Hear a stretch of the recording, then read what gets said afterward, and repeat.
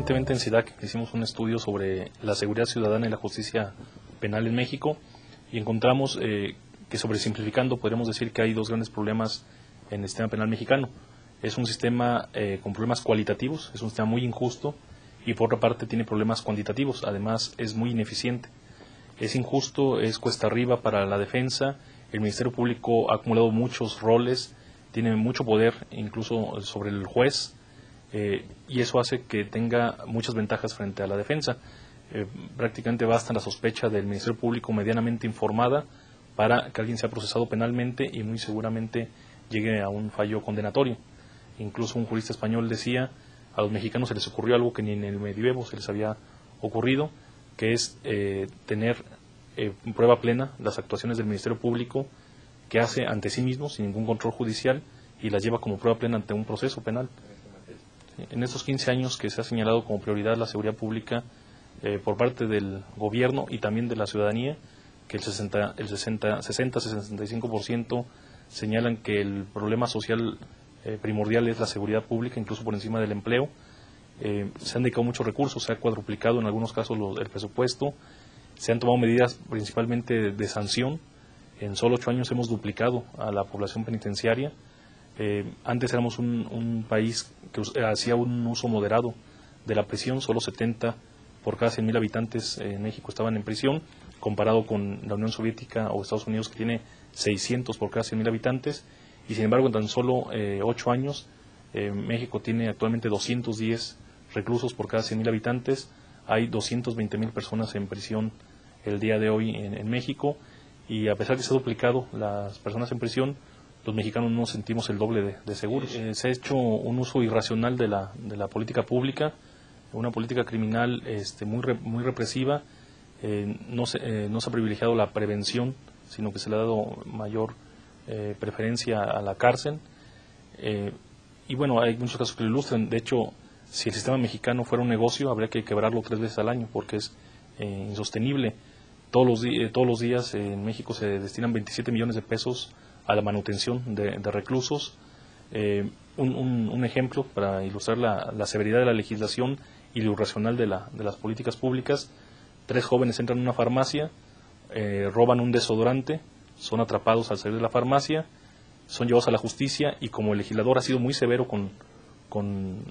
la seguridad, en materia de seguridad ha hecho muy severa la ley,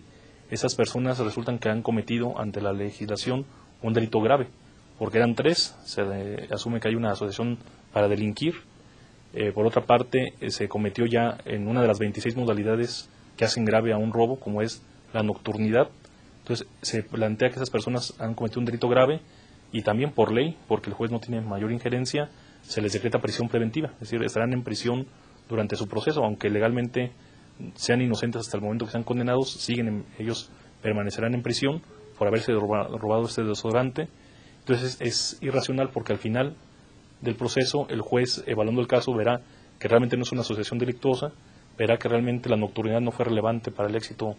del robo, había luz artificial, entonces no había por qué sancionarla, y se reconoce como lo que fue desde el principio y que el sentido común nos lo indicaba, que es un delito menor. Se les sanciona a 6 meses de prisión. Si nunca hubieran estado en prisión, se les hubiese conmutado por 620 pesos de multa, y las personas salen en libertad, pero para esto ya le costaron 8,000 pesos en averiguación previa, 12,000 pesos en proceso penal y 130 pesos diarios por manutención en prisión por cada uno de estos 3 personas. Y entonces el robo de este desodorante nos costó como sociedad alrededor de 2.500 desodorantes, el perseguirlo, encarcelarlo, y así es en el país. El 75% de recursos se dedican a este tipo de delitos menores, mientras el crimen organizado goza de cabal salud. Entonces debe haber formas más inteligentes de hacer uso de los recursos. Bueno, lo que procede para mejorar la situación es ver el fenómeno delictivo como lo que es, un conjunto heterogéneo con muchas aristas, y cada delito requiere una política específica. Por ejemplo, los delitos menores, robo sin violencia, cuando roban por primera vez a algunas personas, se podría hacer en una sola audiencia, antes de invertirle recursos a la investigación, al procesamiento y a la prisión preventiva. llegar a un acuerdo que anticipe la solución que finalmente le va a dar el sistema, que es imponerle una multa, advertirle que será considerado reincidente si vuelve a tener un problema con la justicia, dar la reparación del daño.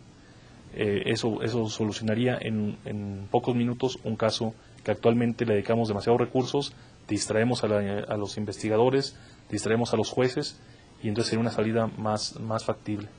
Por otra parte, los accidentes de tránsito, que es ya en algunos estados es el 40% de la carga de trabajo del sistema penal,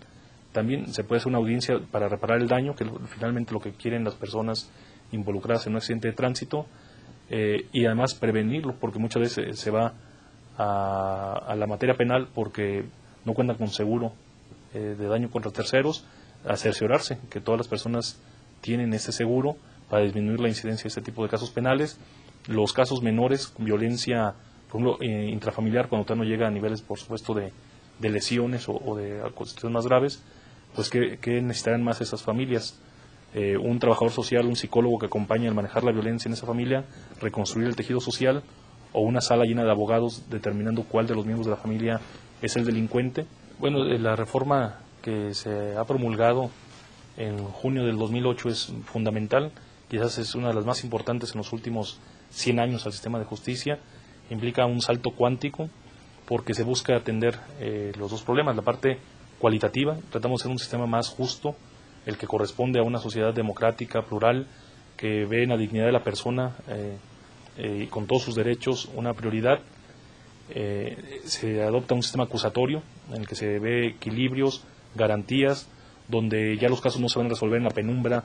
de los separos de la Procuraduría de Justicia, sino se van a resolver en juicios orales, transparentes, de cara a la sociedad, para que se evalúe quién está haciendo su trabajo bien, el acusador, si el acusador montó bien,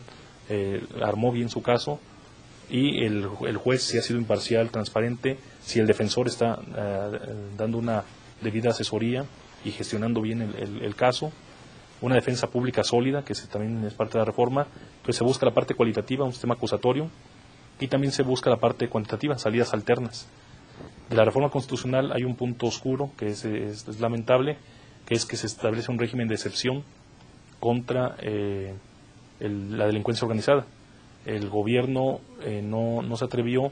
a hacer un sistema cualitativamente mejor para los casos que él considera graves, como es el crimen organizado, y ha mantenido un sistema penal que para el caso de delincuencia organizada subsidie las ineficiencias de la policía, que le dé ventajas, que incomunique a la persona, que permita arraigarlo sin cargos durante hasta 80 días. Entonces son una legislación muy severa contra la delincuencia organizada, que niega la otra parte de la reforma, que es la dignidad del imputado, el que se puedan meter actuaciones del Ministerio Público como prueba en un proceso oral, pues le quita todo el sentido al juicio oral. Entonces, muy positiva en la parte acusatoria, y con esta pues lamentable situación de no ser capaces de dar estas garantías a todos los mexicanos, sino restringírselas a aquellos que sean acusados de delincuencia organizada.